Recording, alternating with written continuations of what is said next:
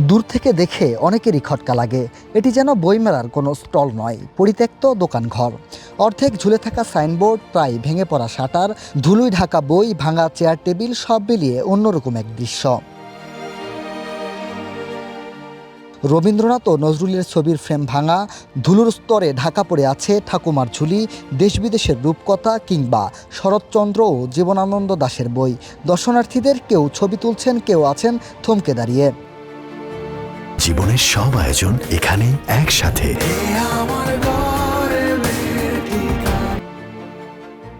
স্টলের পাশে টাঙানো সাইনবোর্ডে বড় অক্ষরে লেখা বার্তা। সেখানে বলা হয়েছে, সামাজিক যোগাযোগ মাধ্যমে বইয়ের গুরুত্বপূর্ণ অংশ নির্বিচারে শেয়ার করার ফলে লেখক ও প্রকাশকরা ক্ষতিগ্রস্ত হচ্ছেন।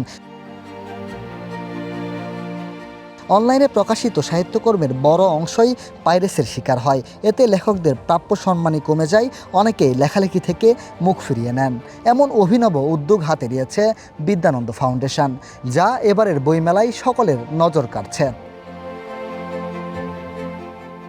মিনহাজুল ইসলাম, কালের কণ্ঠ, ঢাকা।